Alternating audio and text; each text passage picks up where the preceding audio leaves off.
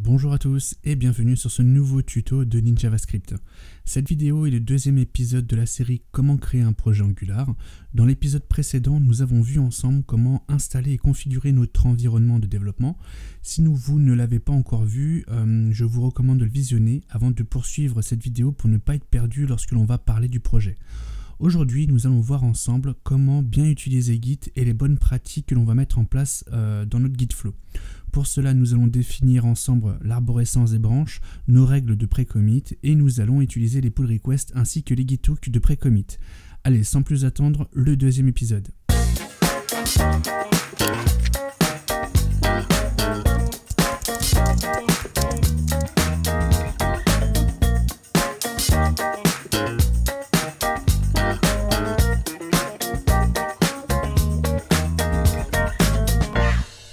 Qu'est-ce que c'est qu'un Git flow? Un Git flow, c'est la définition de notre stratégie de travail avec Git.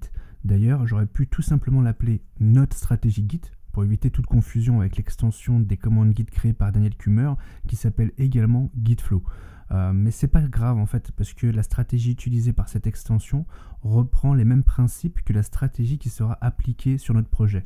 Alors, pourquoi ne pas installer cette extension de commande Git? En fait, on pourrait. Mais cette extension perd l'avantage des pull requests.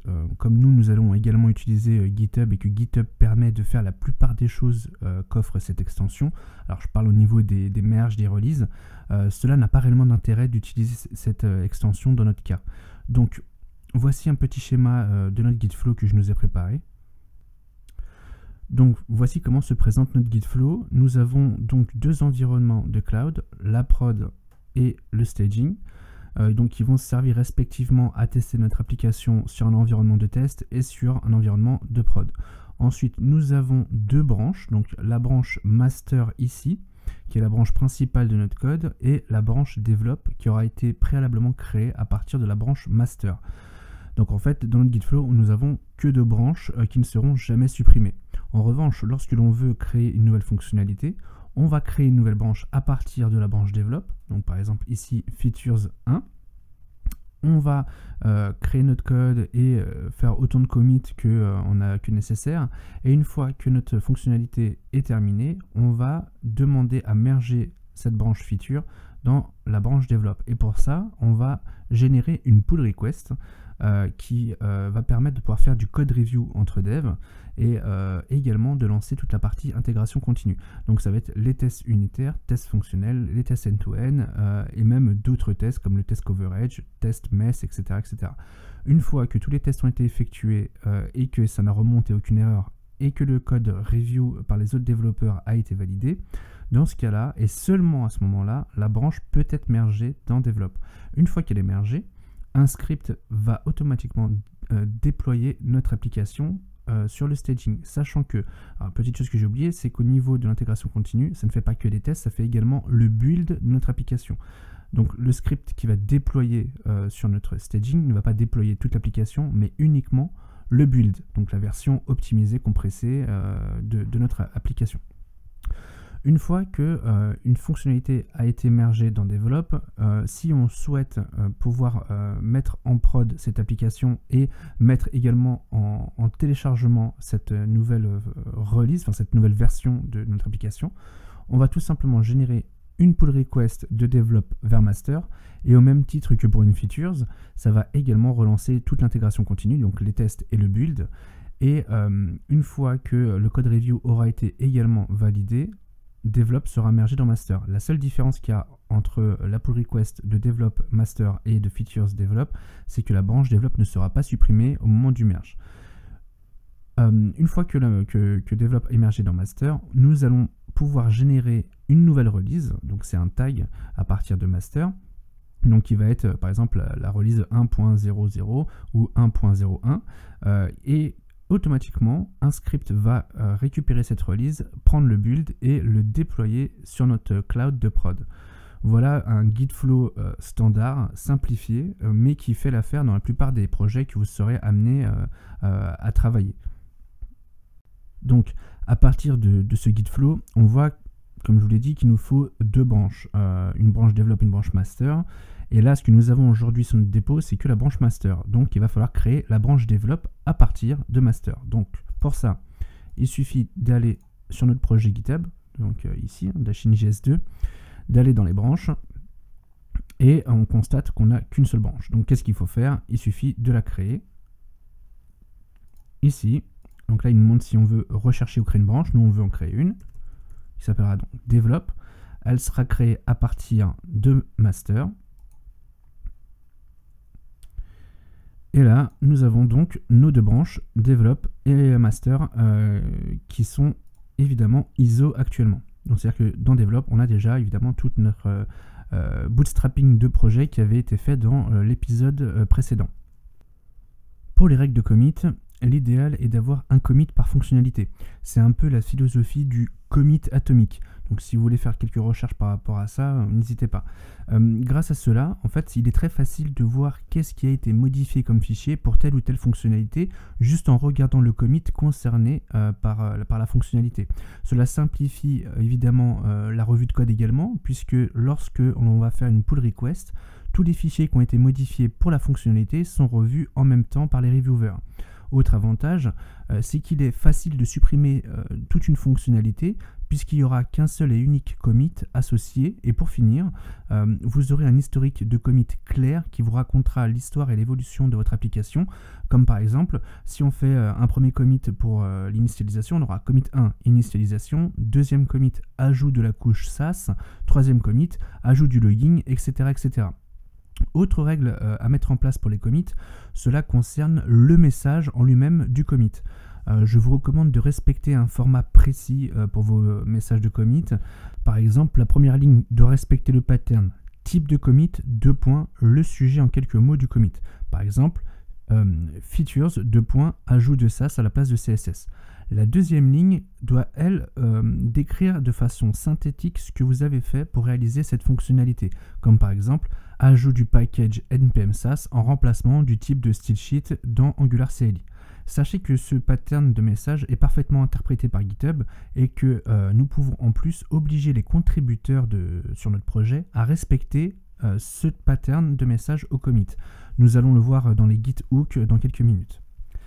Les pull requests. Alors les pull requests servent avant tout pour faire du code review entre développeurs. Vérifier que votre branche n'est pas en conflit avec la branche dont vous souhaitez émerger, mais aussi pour lancer notre batterie de tests unitaires, fonctionnels et end-to-end. Tant que le résultat des tests n'est pas valide, on bloque le merge vers la branche develop. Pour la revue de code, cela se passe directement sur GitHub, leur interface est plutôt bien pensée.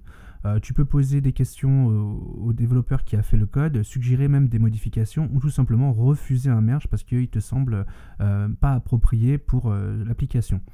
Lorsque l'on crée une pull request, moi je recommande fortement de faire nous-mêmes une première relecture de notre propre code. Vous verrez qu'en vous relisant, vous trouverez toujours quelque chose à améliorer et quelque chose que vous avez oublié. Alors n'hésitez pas également à rajouter un texte descriptif en plus du message de commit pour apporter plus d'informations à vos reviewers. C'est toujours bon de les plonger dans le contexte de la fonctionnalité et de leur expliquer les choix techniques que vous avez faits pour pleinement comprendre les modifications que vous avez apportées au code. Le git hook de pré-commit. Alors cette partie est assez intéressante car elle permet d'exécuter du code avant que votre commit ne se fasse. Sachez que c'est tout à fait possible d'utiliser d'autres events que le pré-commit. Il y a également le pré-update, le pré-push, etc. etc.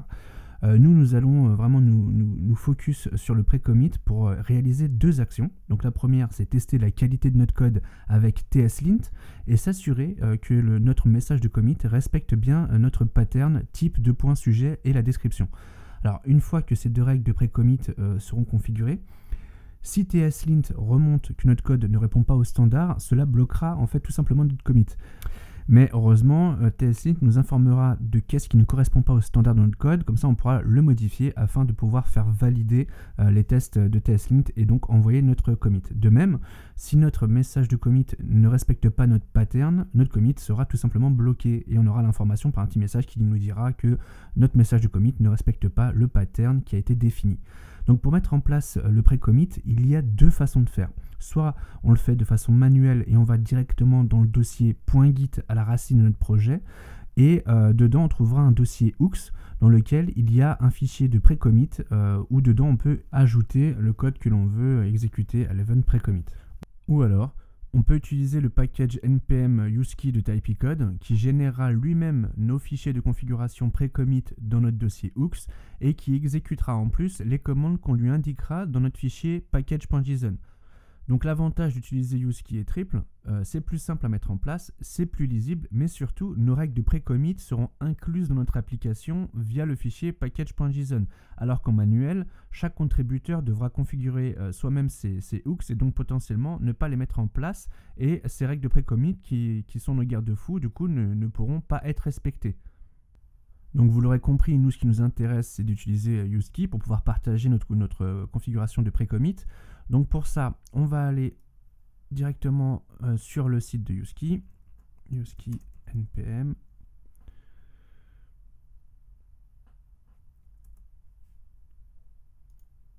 Et on va suivre donc la marche à suivre pour l'installer. Donc, il suffira de faire un simple npm install usekey-save-dev. Alors, parce qu'on veut simplement qu'il s'installe pour les développeurs, c'est pour ça qu'il y a l'option save dev. Et évidemment, sur notre environnement de prod, usekey n'aura aucun intérêt parce qu'on ne fera pas de commit. Donc, on va lancer notre petite commande dans notre dossier dashing.js. Donc, pour ça, on va lancer git bash. Hop, le voilà. Et on fait donc le npm install usekey save dev. Hop. Alors, petite particularité pour usekey, il est configuré pour fonctionner sur tous les OS. Néanmoins, sous Windows, vous allez avoir des difficultés à exécuter toutes les fonctionnalités de usekey, comme par exemple la partie commit message, parce qu'il va utiliser une variable d'environnement Git qui est là pour récupérer le message de commit. En fait, le commit message, cet event-là, ne se lance pas sur Windows, donc il va falloir qu'on le configure pour la partie pré-commit. Alors, je vais vous montrer comment ça fonctionne. Donc là, le package a fini d'être installé. Donc ce qu'on va faire, on va suivre tout simplement la documentation. Ce qui nous dit, c'est d'éditer notre package.json pour ajouter dedans des scripts qui sont pré-commit, pré-push, etc. Tous les events qui nous intéressent. Alors nous, pour le moment, ce que l'on souhaite, c'est juste travailler sur la partie pré-commit. Donc on va lancer notre PHP Storm. Donc voilà PHP Storm. Donc nous, on va rajouter ici dans script la commande pré-commit. Et ce qui nous intéresse de lancer comme commande, ça va être la commande lint. Alors la commande lint a été créée générée par Angular CLI et elle permet d'exécuter tslint sur notre application pour voir si notre code respecte bien les standards de tslint. D'ailleurs, on peut très bien tester cette commande dans Git bash avec un npm run lint. Et là, il va lancer tslint sur notre application et il devrait nous dire qu'il n'y a pas d'erreur puisque Angular CLI et Angular respectent bien évidemment les standards de tslint. Voilà, c'est exactement ce qu'il nous dit. En revanche, qu'est-ce qui se passerait si on avait une erreur dans notre application, donc un code qui ne respecterait pas les standards? Donc on va générer une erreur. Donc par exemple ici, on va déclarer une variable en let qui en fait devrait être une constante parce qu'elle ne va pas être réassignée après. Donc should be const. On va dire que ça sera un boolean pour l'exemple. On va relancer donc notre commande lint. Et là, il devrait nous dire que notre variable should be const devrait être une constante parce qu'elle n'est pas réassignée par la suite dans le code. Voilà, exactement. C'est ce qu'il nous dit. Voilà, on devrait utiliser const à la place de let pour notre variable should be const. Donc, évidemment, c'est intéressant de savoir si notre code ne respecte pas le tslint lorsque l'on fait un commit. Comme ça, ça peut bloquer le commit et tslint nous dira ce que l'on doit modifier dans notre code. Donc pour ça, on va faire un simple npm run lint en pré-commit. Donc on peut faire le test, hein, d'ailleurs tout de suite, on va générer un commit. Donc git commit -m pour message et on met un message test.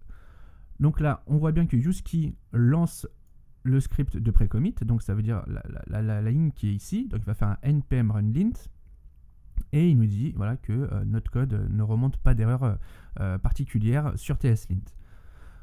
Ensuite, nous voulons également tester notre message de commit pour s'assurer qu'il respecte bien notre pattern type de point sujet. Pour cela, on va utiliser un autre package npm qui s'appelle commitlint. Donc on va aller sur le dépôt GitHub pour voir comment l'installer. Donc commit lint. Voilà. Et donc ce package va s'installer via une simple commande npm install --sfdev toujours, et ensuite le commit lint avec les configurations conventionnelles et le CLI. Donc on va lancer l'installation de notre git bash.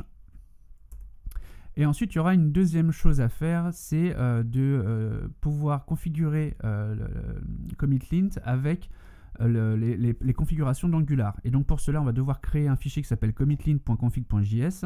Et pour ça, bon, il suffira juste de reprendre la commande qui est en dessous, hop, et la lancer également dans le git bash quand il aura fini l'installation. Alors, comment fonctionne commit lint? Il suffit de créer une commande commit message avec dedans commitlint-e git param, et normalement ça devrait se lancer. En revanche, nous on est sous Windows, et là sous Windows, l'event commit message, qui est un event git comme pre-commit, pre-flush, etc., ne s'exécute pas sur Windows 10, en tout cas sur la version que moi j'ai. Donc si vous rencontrez également ce problème-là, je vais vous donner une astuce pour pouvoir l'exécuter. Et il y a une deuxième particularité sous Windows, alors là c'est plus généraliste, c'est sur toutes les versions, c'est la variable gitparams qui n'existe pas sous Windows. Donc il suffira juste de lancer cette commande sans la variable, et ça prendra le paramètre par défaut, et qui en fait fait quoi? Nous donne le message de commit, et donc il va pouvoir ainsi l'analyser pour savoir s'il respecte bien le pattern. Alors l'installation c'est terminé, donc on va lancer la création du fichier commitlint.config.js. Donc on va voir dans PHP Storm.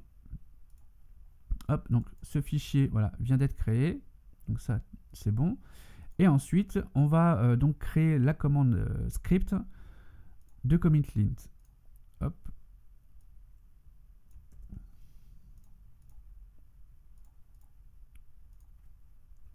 Voilà. Donc cette commande, comme je vous disais, passe en paramètre commit params. Alors j'ai déjà remonté le problème sur l'issue de commitlint.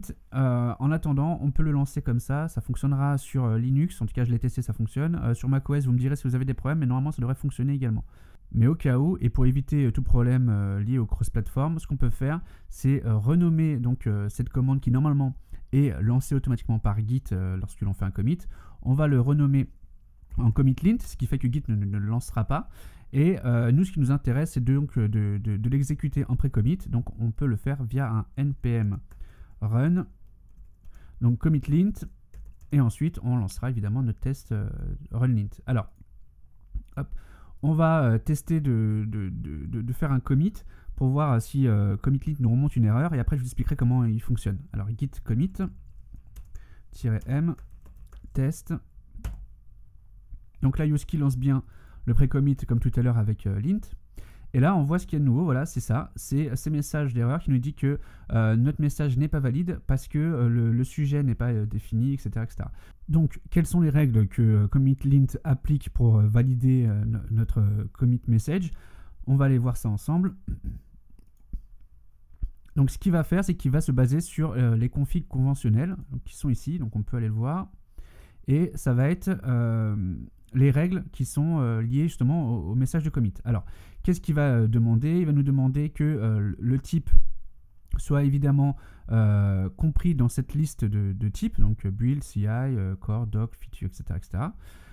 Que notre message ne soit pas vide et qu'il y ait un type et un message. Mais pas que. Il y a également le fait que le type doit être en lowercase, donc toujours en minuscule, qui ne peut pas être vide. Donc là, on voit que ça fail et ça passe. Que le scope doit également être en lowercase, ainsi que le sujet en lowercase. Donc c'est plutôt pratique, hein, tous ces exemples où on nous dit voilà ce qu'il faut faire et ce qu'il ne faut pas faire. Il nous dit également que le sujet ne peut pas être vide, que notre sujet ne peut pas se terminer par un point. Donc voilà, c'est assez clair. Et également que notre header, donc c'est-à-dire le type de point, le sujet, ne peut pas être plus grand que 72 caractères.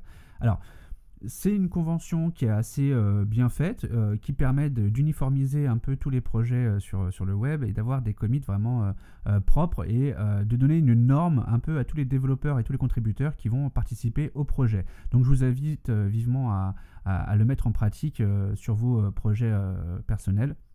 Ça vous donnera quand même de très bonnes bases et quelque chose de très propre. On va le voir après sur GitHub quand on fait un commit. D'ailleurs, c'est ce qu'on va faire tout de suite. Hop. Donc pour ça, on va commencer par créer une branche. Donc on va ici, hop, créer une nouvelle branche. Donc nous, ça va être une features. Donc on va créer fit / pré-commit. Et on fait un checkout sur la branche automatique. Voilà, donc là on est bien sur notre nouvelle branche. Donc on a master, develop et également pré-commit. Et ensuite, on va réaliser notre commit. Alors pour ça, on va utiliser PHP Storm. Hop, la fenêtre s'est ouverte ailleurs, voilà. Et donc on voit les fichiers qui ont été modifiés, donc le package.json, mais également, alors ça, il faut bien faire attention à ça, c'est que quand on crée un fichier, enfin un nouveau fichier, il n'est pas versionné, donc il va falloir le checker pour qu'il puisse faire un git add, et nous allons taper notre message de commit. Alors notre message de commit donc, va être fit, entre parenthèses, notre scope, donc épisode 2, 2.add pré-commit. J'ai fait une typo. Voilà, hop. Et ensuite, on va rajouter donc au message un body. Donc pour le body, on doit sauter une ligne. Et là, on explique qu'est-ce que l'on a fait pour faire cette fonctionnalité. Donc on a ajouté useKey et également ajouté commitLint.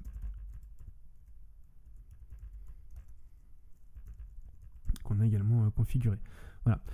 Donc, à savoir, alors petite information entre parenthèses, c'est que PHP Storm peut également faire du code qualité review avec les options qui sont ici. Donc on peut reformater le code, réarranger le code, optimiser les imports, performer, faire une analyse de performance du code et également te remonter dans tous les endroits dans ton code où tu as rajouté des to-do, etc. etc. Et on a l'option donc de lancer les git hooks. Donc ça veut dire lancer les pré-commits, les pré-push, etc., etc. Donc évidemment, il faut qu'il soit coché pour pas qu'il soit ignoré. Sinon, ce qu'il fait, c'est qu'il rajoute à la commande git commit le -- no verify. Donc attention à bien le vérifier qu'il soit checké. Et on commit notre code. Voilà, donc là, le commit est en cours. Normalement, on ne devrait pas avoir d'erreur et le commit devrait se passer avec succès. Voilà, c'est le cas. Il nous dit que 3 fichiers ont été ajoutés. Donc c'est bon, tout a bien fonctionné. Alors, on va aller voir sur GitHub maintenant comment va s'afficher notre message de commit. Et pour ça, donc, il va falloir pusher nos commits en prod. Alors, on va faire un git push. Alors, c'est pas la commande exacte, mais quand on tape un git push, Git nous dit exactement ce que l'on doit taper en fonction de la branche où on est. Voilà, donc c'est git push, setup stream, origin, fit, pré-commit. Hop, voilà. Et une fois identifié, donc le push a bien été envoyé. Alors, on va aller maintenant sur GitHub. Hop. Et là, automatiquement, il a détecté qu'une nouvelle branche avait été pushée. Donc la branche fit pré-commit. Et on peut donc la comparer et également faire une pull request pour la branche develop. Et c'est ce qu'on va faire aujourd'hui ensemble. Donc on voit bien notre titre et notre body. Vous voyez, le fait d'avoir bien découpé notre message, du coup c'est assez propre. On n'a pas forcément besoin de mettre plus d'informations. Mais comme je vous disais dans les best practices, l'idéal pour les reviewers, c'est de mettre un maximum d'informations. Donc si j'en avais à rajouter, ce serait ici que je rajouterais des informations utiles à la review. Alors, ce qui est bien, c'est qu'on peut déjà faire nous-mêmes notre propre review avant de créer la pull request. Et donc là, on voit notre branche ici comparée à la branche dans laquelle on veut merger. Alors, il faut faire attention parce que par défaut, il va utiliser notre branche principale, donc master. Mais nous, on ne veut pas merger notre features dans master, mais on veut la merger dans develop. Donc, on va sélectionner develop. Voilà. Et donc, ici, c'est la branche develop et ici, notre branche de fonctionnalité. Et donc on voit qu'on a créé un nouveau fichier. Ok, on voit qu'on a modifié le package pour ajouter nos deux actions pré-commit et commit-lint. Et on voit les packages qu'on a rajoutés, commit-lint et usekey, tout est correct. Donc on va créer la pull request. Voilà, c'est fait. Et lui, GitHub va checker, enfin il vient de le faire, il a checké si notre branche n'était pas en conflit avec la branche develop. Parce que là, tout de suite, au moment où tu crées la pull request, évidemment, tu as peu de chances que ta branche soit en conflit. Mais il se peut que dans le temps, tu as d'autres branches qui se créent et que celle-ci n'est pas encore mergée. Et que du coup, develop diffère tellement que ta branche n'est plus compatible. Et donc là, il va bloquer le merge en te disant, bah non, en fait, il faut que tu fasses la réconciliation de ton côté avant de m'envoyer le code pour éviter d'avoir un conflit. Donc, comme je suis le développeur et également le reviewer sur cette fonctionnalité, on va directement accepter cette review. Et pour ça, donc, il suffit juste de merger la pull request. Voilà, je confirme le merge. Et voilà, ma pull request a donc été mergée. Maintenant, on peut supprimer la branche. C'est fait. Donc, on voit également, alors ça je ne vous l'ai pas montré tout à l'heure, que dans notre branche, donc on voit le commit. Alors c'est intéressant vu qu'on a rajouté un pattern de message de commit, de voir comment ça se présente. Comme je vous disais, GitHub est parfaitement adapté à ce pattern qui est conventionnel. Donc avec la fonctionnalité 2 points, le sujet, et quand on clique sur les 3 petits points à côté, on voit le body. Donc voilà, c'est plutôt agréable d'avoir des commits comme ça. Et si on va directement sur notre branche develop, là, donc il nous dit que develop a été modifié, donc il nous dit qu'on pourra créer une pull request pour la mettre dans master. Hop, donc la branche develop, on va aller voir les commits. Et donc là, on voit donc que j'avais fait un commit initial à la création du dépôt, ensuite un dépôt initial également, mais avec Angular CLI. Ensuite, on a rajouté le pattern et on a mergé pull request dedans. Voilà, donc du coup, au fur et à mesure de nos développements, on pourra voir justement tout l'historique de notre application juste en relisant justement toute cette historique de commit. Donc maintenant, pour l'exemple, je vais vous montrer comment merger develop dans master. Donc hop, on va retourner ici. Alors on n'est pas obligé de cliquer directement sur develop, à la limite on va prendre le chemin plutôt classique. Donc on va aller dans pull request, on va dire ok, on fait une nouvelle pull request. Donc la branche de base sera master et la branche à comparer sera maintenant develop. Donc on vérifie toujours qu'est-ce qui a été modifié. Ok, on crée une pull request. On va rajouter un petit commentaire pour la forme, donc ça va être ajout de l'épisode 2 dans master. Hop. On crée la pull request. Donc là, GitHub vient de checker que develop n'est pas en conflit avec master. Alors, on peut aller voir les commits qui ont été faits, hein, donc on voit le merge et également la fonctionnalité. On peut aller voir les fichiers qui ont été modifiés. Et si on avait des conversations, on pourrait voir directement toute conversation ici. Donc, nous, on est satisfait par cette pull request, oui, donc on la merge, on confirme le merge. La seule différence, c'est que nous, n'allons pas supprimer la branche develop. Voilà, nous venons de voir ensemble à quoi ressemble le guide flow de notre projet Dashing.js2. La seule partie manquante à ce guide flow, c'est les tags de release que nous verrons dans un épisode prochainement, pour la simple et bonne raison que pour créer des tags de release, celle-ci doit contenir une application à minima fonctionnelle, ce qui n'est évidemment pas notre cas vu que nous en sommes qu'au bootstrapping du projet. Dans le prochain épisode, nous verrons ensemble comment ajouter Travis à notre GitHub pour l'intégration continue afin de lancer nos tests unitaires fonctionnels et end-to-end sur GitHub. Si ce tuto vous a plu, n'oubliez pas de liker la vidéo et pour être informé des prochains épisodes, vous pouvez également vous abonner à la chaîne. Merci pour le visionnage et à bientôt.